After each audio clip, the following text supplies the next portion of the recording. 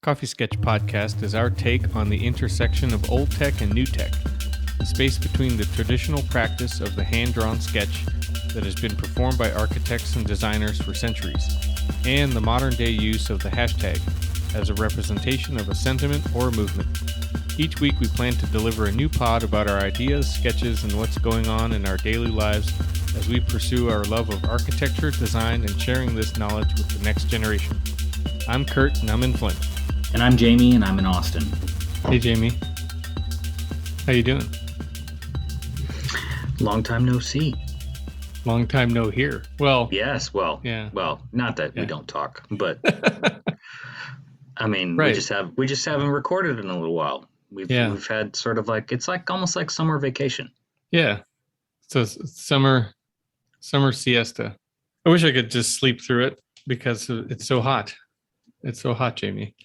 Yeah. Well, it's climate change, and I don't make that as like a facetious kind of. It's just true. It is very hot. It's surprisingly though, I would say that our summer here in Austin has not been as hot as in previous years, but I think we're just when you think it's over and you're like, it's not been as hot as it's normally been. Now we're getting it. Yeah. But I mean, our summer is going to continue for, a few more months probably. So Is that a normal Texas summer to go till November? Into October or something like that? October? Yeah, sure. Why not? Is it a normal Texas or is it a climate change Texas summer? I mean, well, tell me when you think climate change started, and then we can go from there. I mean, what are the parameters for this discussion, Mr. Kurt? Yeah, says the guy who teaches, energy. Yeah. Yeah. I mean, you're the resident expert now. I mean, I don't think any of my students listen to our podcast yet. No, that you tell them about it on the last day, and then they can start at episode 1. And they can, oh gosh, I wouldn't tell them to do that. 85 hours later. Yeah, exactly. Goodness. Or thereabouts. 85. This is episode 85 for those dedicated listeners. And if you're joining us for the first time, we will be joining our season in progress as we start to recount some of the last 2 months. Mm-hmm. Yeah, so while we haven't recorded an official episode, we've been paying attention to at least a few things in the world, as in the architecture world. Right. Our AIA conference has gone up, and we've consumed a lot of coffee and still done a lot of sketching, and sketching is going on. Lots of architecture banter between Kurt and myself. So reading. Yeah, and Kurt reads now. If it wasn't a joke. So what are you drinking? You know what? Maybe I should get mine out of the way because it's going to be it would be a sad segue from your drink to mine. But yeah, so I'm drinking the only thing that we have available to counteract climate change in Michigan, which is H2O. And I'm having coffee as is custom on the podcast, and I'm having the Little City blend. Little City's Grackle blend, I should say, which is quite good. And had some and decided that it's a soccer weekend, so decided to go with the Grackle. And it's I find it can be a little bit bitter, but not in more like that dark chocolate kind of bitter kind of way. And sometimes that flavor is good with the coffee. So that's where we are. Yeah, I do miss that Grackle. I had some a while back. Well, in the previous summer break. I wasn't gonna say anything, but there I learned it from watching you. Promised the care package, and then just don't deliver for a really long time. But when you deliver, really deliver. And so, in the spirit of that, there is a box downstairs, that is almost complete. Well, thanks. I wasn't trying to be mean. I'm totally serious. So cool. I mean, can you see? Oops, not that shoulder. This shoulder. Got my Flint City Bucks. That's right. Scarf. That's right. So They had a good year, but I think they got knocked out of in the semis for their league championship. But hey, still a good year. I think technically this would be the sophomore season. Last year would have supposed to be, but we all know last year was sort of what strange happened. for everybody. Yeah. Yeah, so tomorrow in Austin, I get to be officially conflicted. Austin FC has a home match against FC Dallas. Ah, Yeah, I know. And so that was yeah, that's kind of been your it, team because there for, was no Austin team. right, and they've been And my you team used to for live out that way, right? yeah, I mean they've been my team for like over 10 years. And so yeah, and they still are my team. I mean, let's be honest. So Dallas is still the team, but at the same time, I am super excited about Austin FC, and so I am definitely conflicted for tomorrow. But You got to cut 2 scarves and stitch them, half and half. yeah, I'm just not that guy. Or So you're not that guy. The guy that wears the half of a jersey, 2 yeah, halves. I'm not like that like divided household kind of I meme or see. whatever. I It's see. just not going to happen. So I It's mean, like it's not an either or. It's a both and. it's a both and. I mean, but it's it's and it's not trying to be like the home team kind of person or something like that. You know it's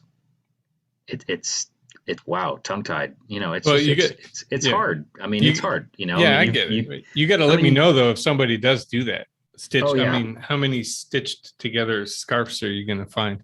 yeah. I mean, I don't know. I mean, it's funny. The Austin fan base and supporters are have been pretty amazing, and so it has been extremely impressive. I did go up and see a match in Dallas and this summer, and it was when Dallas hosted Austin FC for the first time. So, now I mean, from the standpoint of, I think even the soccer neutral fan, it's nice to have rivalries. I mean, that's if as long as the rivalries stay on the field and and friendly competition kind of thing, I think they can be incredibly great for the growth of the sport. And so we both hate Houston. I mean, Dallas and Austin both hate Houston. I mean, that's just not going to change. I mean, we were chatting off air. I mean, does Houston hate Houston? I think they kind of do. I mean, by their record this year and the things that they do on the field, I think Houston hates Houston too. So I mean, it's. But anyhow, so maybe we should get back to the sketches and the coffee and all that stuff. So can I do one shout out though? Sure. So because we're talking about coffee and soccer, and a small note. So, well, let's see. So Danielle's cousin, Sam Jenkins, is a listener of our podcast, and he is a student at Michigan State University. We like Sam. He's A-okay. He's a big soccer fan and a coffee fan for sure. He comes from good stock. I'm gonna butcher. I don't remember exactly what team is his favorite. I think what's the European team that you like? Well, I mean, in the English league, I'm a Manchester United fan. So. Oh, okay. So I think he likes the other. He's got a Manchester City vibe. But yeah, something. I remember once. I forget. I mean, there are lots of cities there, Kurt. I mean, maybe it's Liverpool. Does Liverpool have a team? Liverpool has a team. Yeah. Yeah. I mean, this is my. Yeah, we're these are the cards. The cards are on the table. Kurt doesn't really watch a ton of soccer. We're venturing into territory that Kurt is. Oh, there's Zuko. Yeah, kitty. Yeah. So cat's like, okay, segue cat. Yeah. Well, I'm trying. I do my best. There's only so many brain cells bouncing around. Yeah. In there. Anyway, thanks for obliging my shout out. And then anyway, so where did we want to go first? Well, I think we want to start with a sketch.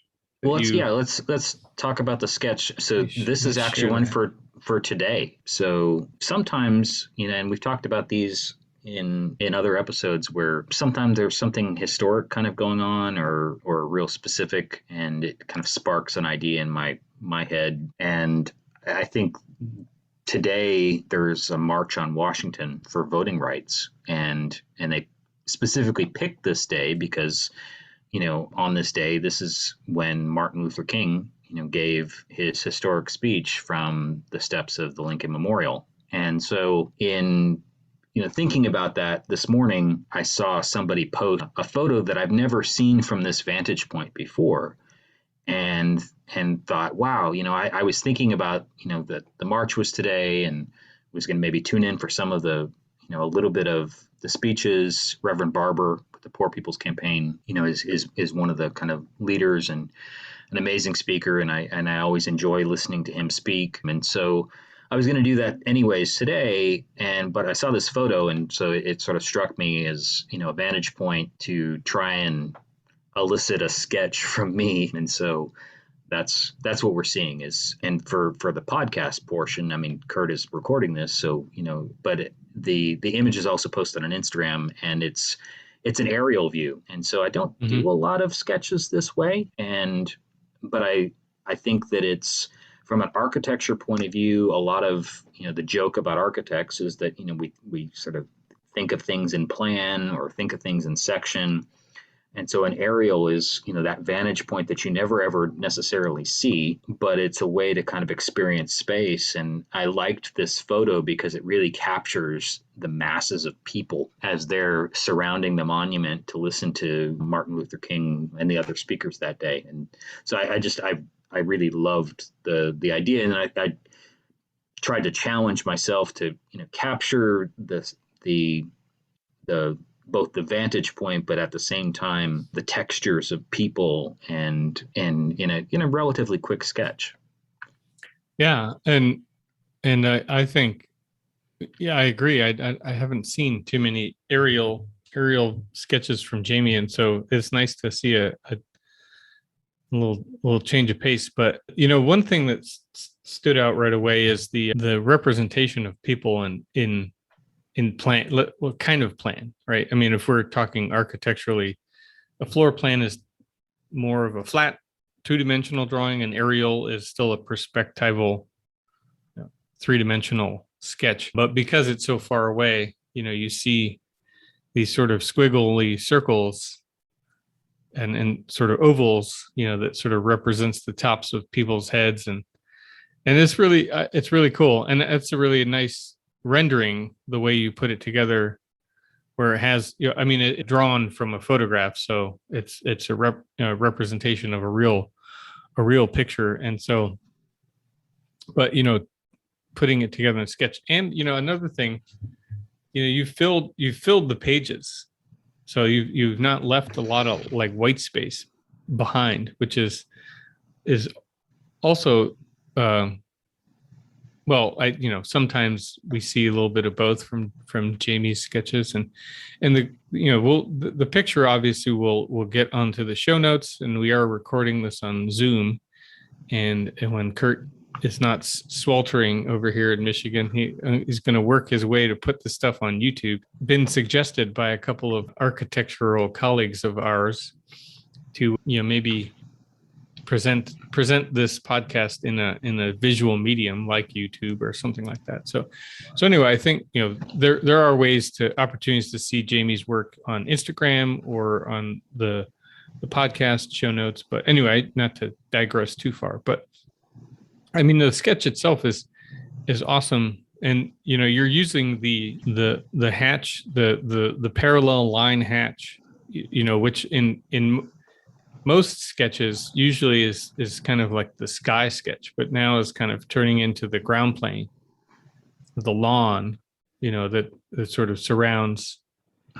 Well, yeah, Well, and it was interesting because this is one of those ones where you don't, I've talked about it before, is sometimes they're planned, and I'm sort of planning a sketch, This is sort of a mix because I had a photograph, so I'm working from a photograph. So I kind of knew what the composition was going to be, and it was a static image. But at the same time, even in that moment with the photo, sometimes you don't necessarily plan the whole thing out ahead of time.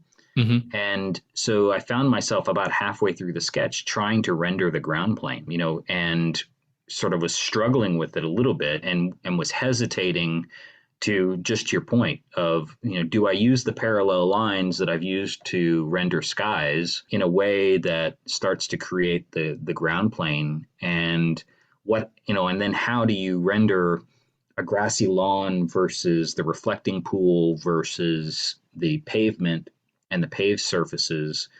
And I think what I ended up leaning towards was a technique that I haven't employed a great deal, or at least talked about in relationship to the podcast, is being very deliberate with the direction of the hatch or the direction of the line. And so that the parallel lines all at a particular angle represent a surface. Mm-hmm. And then switching that angle, but keeping the lines at the same width apart, allows to create a similar surface, but at the same time distinct. And in the reflecting pool, I wanted to kind of get the idea that there was this almost a material change. And so at the bottom of the sketch, you can kind of see where there's almost some shadow or some ripple in the water, and it's only just a fragment of the reflecting pool. But that became kind of an aha, kind of that aha moment of, okay, I know how to do the building, and I already knew kind of how I was going to do the people. I could pick up the shadows and the trees and all that. I wasn't really concerned about, but getting in the midst of the sketch and kind of going, oh, I'm not sure how I'm going to treat this landscape, the actual planes of the ground, because it in an aerial photo, that's something that really, I think it really helped, literally ground this image, and give it some depth that, from the air you might not necessarily have had. I think if I just left more of the page white, I don't think it would have been as successful a sketch. Mm-hmm. Yeah, I like that. I like that logic of keeping parallel lines, but in deliberate orientations, right? So it's either, well, in this case, because the whole thing's tilted on an angle, so it's parallel to what, but Right. it's just at least there's a distinction between the swaths of hatch. If I'm trying to think of a less technical or less architectural jargony term, but well, I mean, and then I'm turning the book on its side too. Yeah. So I mean, it's which I have a penchant for doing. So remind me, the Lincoln Memorial is surrounded by a pool. Not surrounded by a pool, no. Okay. So the reflecting pool is in the front. So, Okay. Okay. So you've got the steps, and then there's really a grassy surface all the way around, kind of, and like a ring road. And so if you, what's funny is a lot of photographs of it, you don't realize that there's a ring road, and even having been there many, many times, like I forget. Oh yeah, there's a ring road around this memorial. And actually a lot of the architectural monuments of this type in DC have that, building on a pedestal kind of idea where you can actually, either circulate, as a pedestrian or vehicular, all the way around it. So you get this sort of 360 degree, view of it, almost like a temple. And it's, I think it's very unique in sort of the planning of those portions of DC that that it still allows for that. But yeah, the reflecting pool really ends up being that vantage point that is so familiar for people. And in this particular case, I almost kind of liked the fact that the photograph really didn't focus on the reflecting pool. It was about the sort of mass gathering and a little bit of the amorphous nature of the way the crowd, kind of assembled, because a lot of even the photos of King on that day are from the vantage point of seeing the reflecting pool, either from the steps of the memorial with him in front, or looking towards it. And this one really sort of changed it, and I liked it because it was something that I'd never seen this photo before, and it sort of struck me, especially for today, Hmm. with so much, with something that's so important. It's important here in Texas, important in so many other states, and I think that we don't necessarily get political on the podcast, but I think it's something that we're going to be transitioning to our conference here in a moment. And I think some of the ideas of principles as designers and as citizens, both of the country and of the world, and sort of the democratization of design and sort of the implications of that over time. I think this sketch sort of struck me as a good one to kind of lead us into our discussion a little bit today. Yeah, and then in an additional segue, or to add on to what you're alluding to, the other thing about the focus of the, like you said, of the image being around the throngs of people, or the people gathering, marching into the space, is this in what we know of our capital, that the buildings, these monuments and public buildings, are that they're meant to be, for the citizens of this country to be, to use as, occupy the space for any purpose, to gather together, or a picnic, or whatever visit for historical reference and all that stuff. But it's funny to see, like you said, see the view where it's sort of filling with people versus sort of stark and void of people, and you're kind of like revering just the building from the reflecting pool or something like that. And so I think the idea of space, public space, and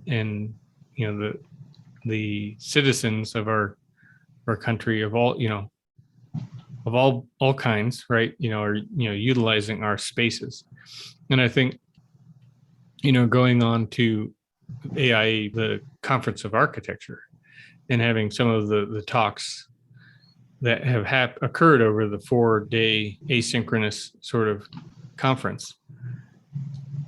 So let's see. Let me switch pictures real quick. Right. Well, and as you're doing that, I had mentioned that there's speeches going on in the nation's capital today, and one of the ones that I did tune in for a little bit was Reverend Barber, and one of the things that he highlighted that I think is always worth kind of coming back to as Americans, or really anybody who is looking at these kind of bigger issues that the world is facing right now, and we're airlifting people out of Afghanistan, and there's refugees and migrants, related to the climate crisis, and there's so many different ways that our country that we live in is viewed, but one of them is sort of a beacon of hope. And I think that principle, I think, is one that regardless of political affiliation or stature in life, I think that everybody sort of kind of ascribe, at least at sort of at a base level. And I think that Reverend Barber sort of alluded to that in a portion of the speech that I heard from him. And one of the things that he kind of highlighted was, and it sort of, it cuts to the chase, is that he said, he's reminded of the poem, The New Colossus, that's at the base of the Statue of Liberty. And if you indulge me for a moment, I'm going to actually, just because I think that on a day like today and what's going on in the world, but also, in sort of this sketch, and then some of what we're going to talk about with the conference, I think this is really, it's always worth kind of going back to. And, when he read it, I went and found it so that I knew that we could talk about it. So, The New Colossus. Not like the brazen giant of Greek fame, with conquering limbs astride from land to land. Here at our sea-washed sunset gates shall stand a mighty woman with a torch, whose flame is the imprisoned lightning, and her name Mother of Exiles, from her beacon hand glows worldwide welcome. Her mild eyes command the air-bridged harbor that twin cities frame. Keep ancient lands your storied pomp, cries she with silent lips. Give me your tired, your poor, your huddled masses, yearning to breathe free, the wretched refuse of your teeming shore. Send these, the homeless, tempest tossed to me. I lift my lamp beside the golden door. Yeah, thanks for bringing that up and sharing that. It's funny to hear well, not funny, but nice to hear the whole thing when, we're all very familiar with the one line, give me your tired, your weak, your huddled masses. So to hear the entire thing in context. And yeah, I mean, so what we were planning on doing was talking about days 2, 3, and 4 of the AIA 22 or 21. Wow, Kurt's really getting it. Kurt's ready for Chicago. So that's right. That's right. Closer to home here. Nothing can get closer to a conference that is virtual where you can sit. Yeah. And that was something that you and I were joking about, was that especially day one when we were trading text messages and sketches. So if you're curious what that's like, go back to the last episode. But here we're going to try and do the recap of the rest of the conference. Yeah. So, and try and do it quickly where we don't, we're not going to belabor too many points, but, starting with, so on day 2 was, let me get my cheat sheet together. I already lost it. Can you believe? Oh, I lost it. Hold on. That's day 1. Oh, here it is. Is this it? Nope. I got it. Oh, no. Why is it out of order? Day 2 was Gabriela Gomez. Right? She was day 3. Okay, yeah. Then that does make sense. Yeah, she was day 3 with also Shelley Halstead. Oh, okay. Yeah, there was two on day 3. Well, then what about day 2? I think we were just going to skip day 2. Oh. You're right. Because that was like, and that's what I was going to bring up with you is that.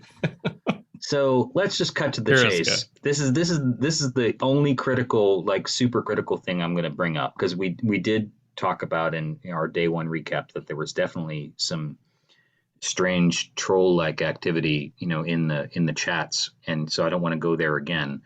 But the thing that I'm sort of curious about is with webinars and Zooms and the world in which we've been living, did you think that this sort of asynchronous, multi-day format was like yay, thumbs up, or, completely thumbs down, or kind of a middle of the road? I mean, how did you feel about it? I think it's a thumbs up. It's not.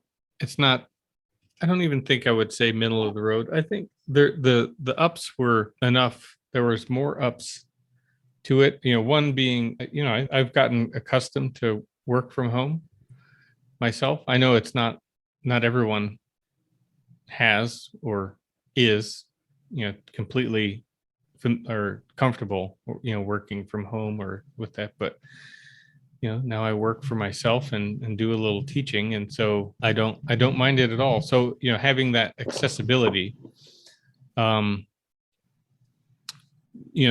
available to that, the things that you can't really weigh into the decision, or at least I'm not going to, is the fact that you and I normally get together and make it an excuse to get an Airbnb in the host city and kind of catch up face to face and also engage in some of the on ground activities that you just can't replicate online, like a tour, a building tour, a site tour, and then any of the social events, in the evenings, dinner, some of the parties that AI hosts. So I'm not necessarily, I can't ding it for that. The one thing I would like to have access to is a little bit longer of so if you miss it live, they put it on this hosting website, but they cut you off, like, I think in 30 days or somewhere around 30 days after the date of the event. And so And you like to say the word boom set. Boomset, the Boomset website. Yeah. I've never heard it, but this is the platform that they've engaged, which actually is a fairly easy to use, especially when you're trying to engage the typical 20,000 or so that do go live or to the live event. Obviously, you're trying to capture more than the 20,000, but anyway, you want it to be a fairly intuitive platform, so it makes it easy for people to connect to. And I think it was, you kind of log in and then all your dashboard is kind of there. Well, and also with it too, I liked, especially, I noticed it. I didn't sort of capture it in my own mind, the appreciation for it until about the third day. But and just for those who didn't attend, they weren't 4 consecutive days. They were sort of spread out, and that's why. And that was sort of my own internal jury was out on whether or not I was going to like that the days were spread out so dramatically or so deliberately. And I think that it might have been maybe a little bit too spread out for me personally, but at the same, just because I think that it lost a little bit of, I found it lost a little bit of momentum, in terms of as an AIA national conference, that, I think that their content was relatively pretty good, and sort of consistent with things that you would experience at the national conference. I'm sure that there was a lot of difficulty in getting that content that they wanted, but I thought that what was nice about the platform, the Boomset platform, and the participants in general, was I truly appreciated when the speakers, if they weren't doing a live Q&A for whatever reason, as a panelist or speaker, if theirs was recorded, they were watching along with everybody else in real time. So during the first broadcast of their presentation, a lot of the speakers were watching along and were answering questions in the chat, live, so in very kind of a meta moment where it was like, they're on the screen and they're talking, and then they're also answering their own questions as they're talking. And I thought that was pretty great. I think that that's something that, you wouldn't necessarily be afforded by going to a live conference. Yeah.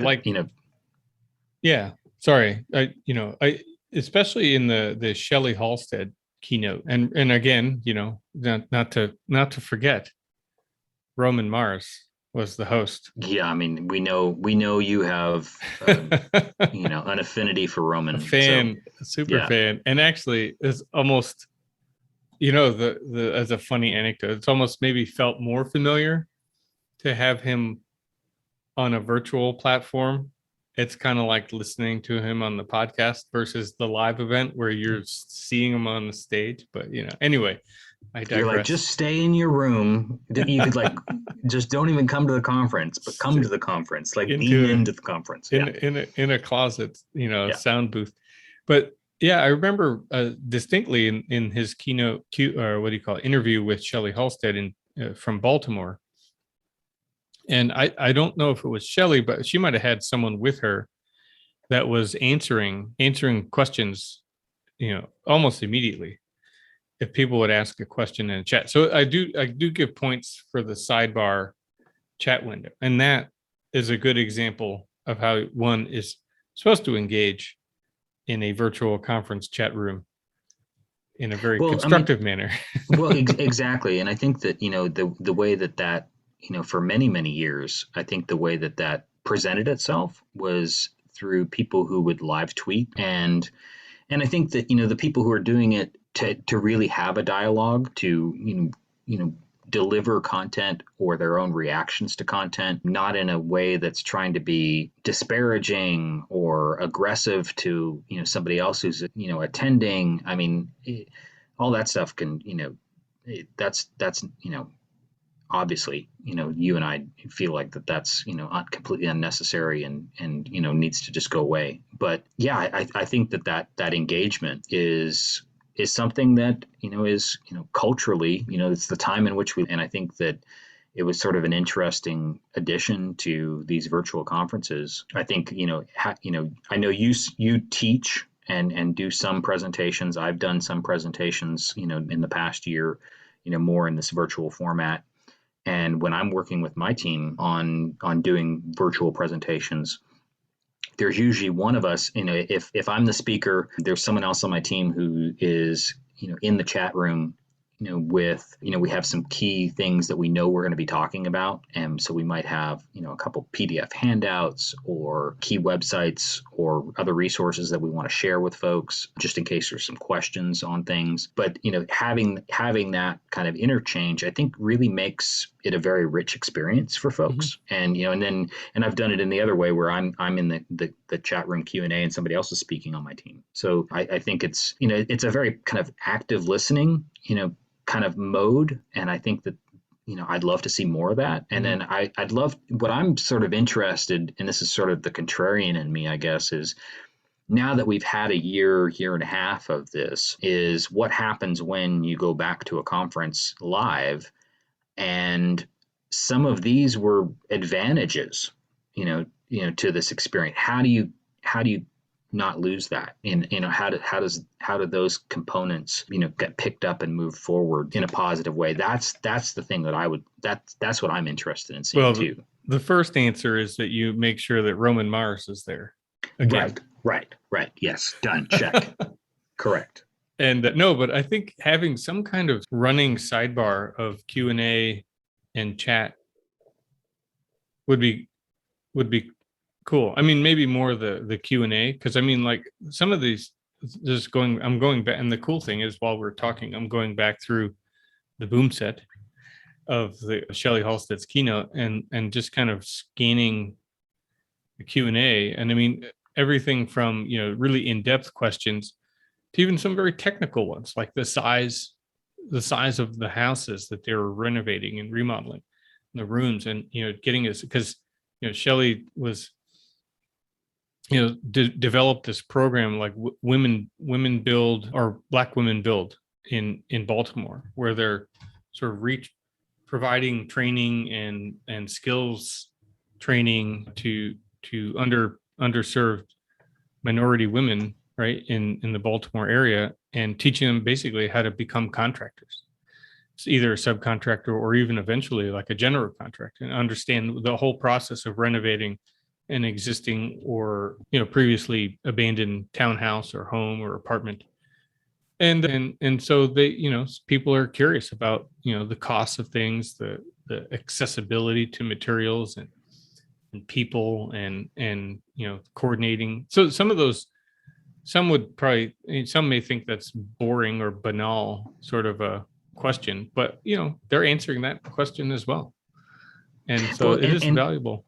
Yeah, and I think that's the thing, is that it's just like you're alluding to, is that some viewers might say, oh, well, that's why are they asking that, or but I don't think so. I mean, from the standpoint of, in this format, I think what it's done is it's allowed for a wide variety of questions and a wide variety of engagement. I think that it's allowed for more questions, as opposed to, here's our 3 or 4, softball. Yeah. I think it's, and not to say that Roman Mars does softball questions, because he certainly doesn't. No. But I think that oftentimes with the audience is there's a point where coming up to the microphone and asking a question, it can really be a mixed bag. But at the same time, something like this, where it's sort of it's a flowing conversation, there is an opportunity to answer straightforward, nuts and bolts kinds of questions, very, very quickly. And so that person is satisfied and their question is answered. And then there's others that maybe lead to a variety of other topics. And then at the same time, get other people to engage, like, oh, I wanted to ask that, or, oh, that makes me think of something else. And I think that that's pretty fantastic. And like I said, and I hope you're right. I hope that there's a way that this, just gets into the DNA of future conferences. Yeah, somehow, some sort of restructure. And, the technology is there. I mean, imagine, right? When did you ever hear about boom set before, right? This thing probably, other than the 75 times you've said it, like in the lead up to this call, and every time you say it, it's just like, I like you want to like record it because it's like ooh, Kurt's at boom set. I mean, it's like you almost like take this like subtle pause before you do it, and it's quite enjoyable. I'm hoping that the podcast listeners get the same effect that I have had when you say it. But I hope so all too. all kidding aside, I know that Shelley's presentation you were particularly interested in because you were doing some research and some reading Hmm. that sort of dovetailed with it really, really well. So talk about some of that. I wanted to Well, hear a little bit more about your thoughts on it. sure. And I think there's a lot of parallels to that I can draw between, say, Detroit, Flint, and Baltimore, right? These sort of Rust Belt cities, post-industrial cities, and all have seen significant amounts of population decline and blight and abandonment. And so I can relate to a lot of what she was saying because you go through these fantastically robust, well, what were robust neighborhoods throughout Baltimore, which have now really turned into, I mean, gone beyond the point of sort of slum condition and habitability to abandonment, right? To where they're inhabitable buildings.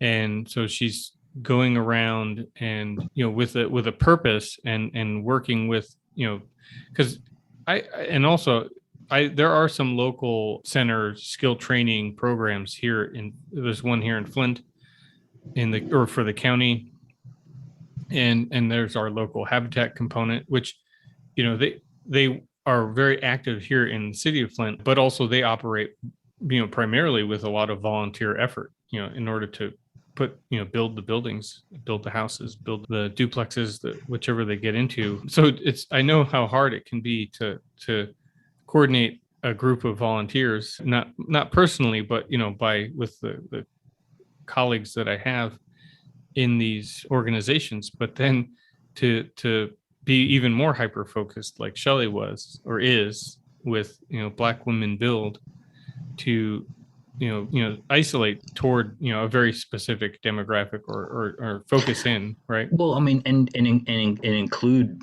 I mean, sort of recognizing that not just that Black women aren't typically in the construction industry, Hmm. as a concept, like okay, through Right. line, she's taking that as less of a why, but and trying to answer why, but she's just sort of exclaiming like why not? Right. And Yeah. at that point, the minute you say that and you pivot towards action, what she's doing and the way that the program seems to be succeeding in Baltimore is one where it's yes, it's this one group that she's focused on, but at the same time, all the things that they're doing are certainly relatable to an audience outside of Baltimore, and I think that communities across the country. I mean, and I would just say, even just from the standpoint, like you were talking about Flint. I mean, it's the skills training that goes into certain trades as a marketable job skill is one that I think if more communities had that, we could have a different conversation about the construction industry. We could have a different conversation about community reinvestment. Hmm. We could have a different conversation about gentrification, Yeah. and land value and real estate wealth and generational wealth. Yeah. I think you could have a different conversation if there was a stronger value placed on and more opportunities to have programs like what Shelley's doing. I mean, she's targeting a very specific group and doing it well, Hmm. but at the same time, I think that the core values of that program and the skill sets that are completely translatable and clearly a need. And I think that that's the kind of a broader takeaway too for I mean we're this is a national conference, and so you're talking about a very big and I think that that's the thing that the unfortunate part of when you dip into the chat and you're like, people are saying, well, why are we listening to somebody talk about their small program in West Baltimore? And it's like, every conference I've ever been to, somebody's doing a case study about something that's their own personal experience because they're the expert on that personal experience or whatever work they're doing. So, set that aside and just kind of realize that there's some tangible outcomes and difficulties and challenges and prospects in her sharing what she's doing. And you immediately started to think about things that you were reading and then looking at your own community and your own experiences. That's Yeah. That's the through line. Yeah. And I mean, yeah, exactly. And you know, there's so many probably other avenues that we could go in and dig into deeper. Maybe we'll have to come back to another episode or two in the future, and as some of these themes kind of play out. But yeah, I mean, like for example, I mean, some of these old Baltimore buildings, I mean, it's historic preservation. It's not Right. just new construction or relatively recent, nondescript building. These are buildings that have a lot of history, character, and detail that don't exist in today's construction trade. So now you're adding that layer of skill set to someone who says, well, we got to figure out how to rebuild this with brick and this sort of masonry arch and detail and and then all the life safety issues and stuff on top of that. And it's similar to, we can maybe briefly touch on the other keynote, which I botched the timing, but from, Gabriela Gomez Mont, and she is Mexico City. But the theme here, right? Hey, AIA, we kind of figured it out, right? That there is a certain level of, I don't necessarily just want to call it citizen architect, but this sort of community driven design solution or, design thinking and problem solving through the, what Shelley Halstead's doing, what Gabriela's doing in Mexico City, even what Jose Andres is doing with World Kitchen. It's this sort of grassroots. Well, and it was, I think, the thing that I had written down as one of my takeaways from her presentation was in her slides, which were downloadable, which is very, it's appreciated, because that's always inevitably a question in the chat. It's like, oh, is this presentation going to be available afterwards? And, and sometimes you definitely want them. And sometimes you're like, I really don't need it. But, in her case, what I did appreciate the delivery of the material and to what you're talking about, this idea of a citizen architect and democratization of design and the laboratory that she's working within. She had one slide that sort of stood out to me, and it was like one of those like taglines that is just sort of brilliant. It said, "Your community is your superpower." Yeah. And I was like, yeah, that's, if there's one takeaway that, this group of architects, who sometimes forgets who the client is and forgets that the client, is also the unknown stakeholder in the community. I think something like this, hopefully this resonated with some folks. Yeah, for sure. I totally remember that point in the presentation too, right? Your community is your superpower. And like you said earlier, where we can find the resonance in our own lives through the stories of these presenters. And so is it good time to I have not yet actually watched the latest keynote, which was maybe, I don't know if I want to call it the marquee one, but one that we was definitely promoted very well, which was Venus Williams. Right.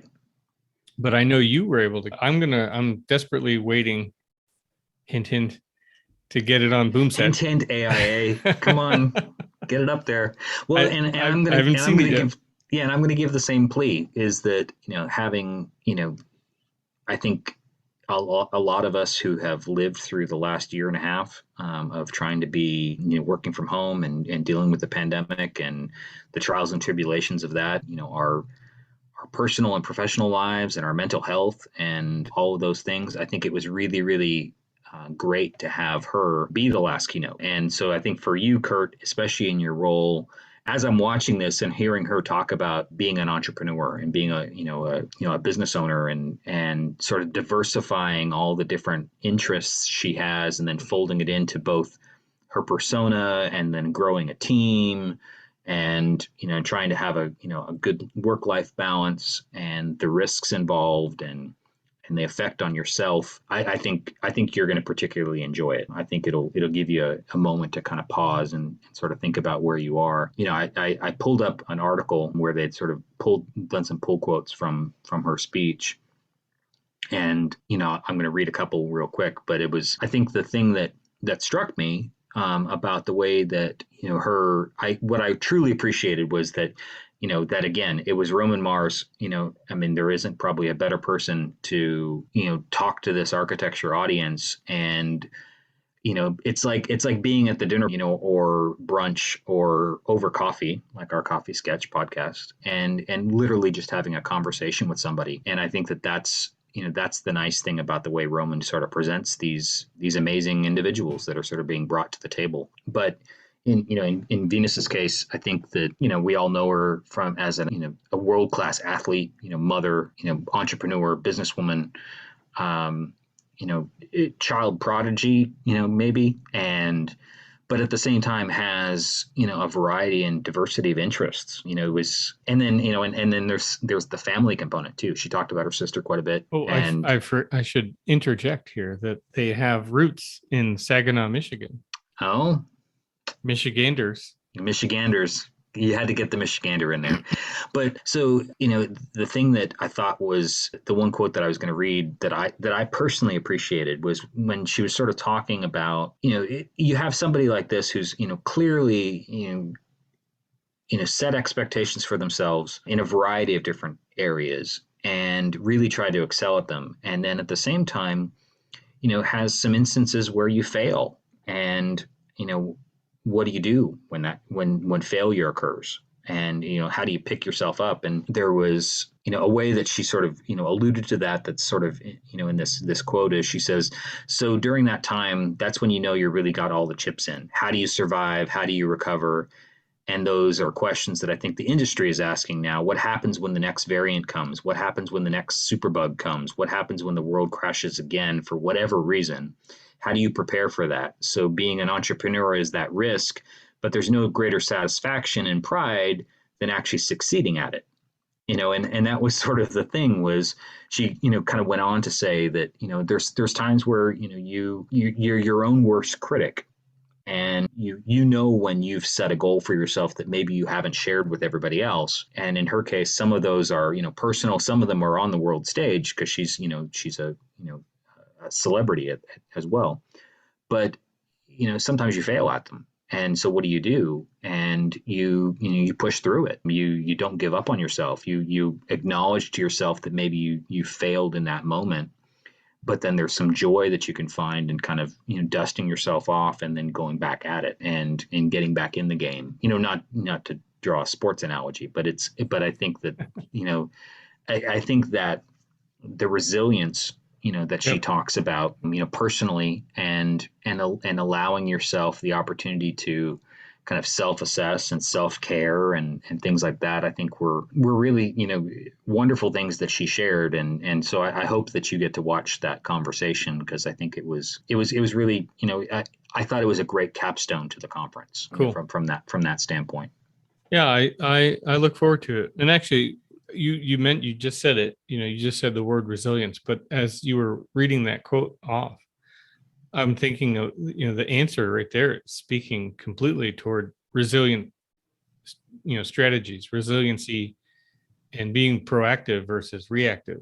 And what more, prescient term that architects should be taking a hold of now in regards to so many things. At minimum, say climate change, which is that's a big thing to wrap your arms around, and also the pandemic and responding to the pandemic and heading off what would be the next thing, right? Because she so perfectly stated that, like, whatever next big thing happens, there is going to be a next thing, right?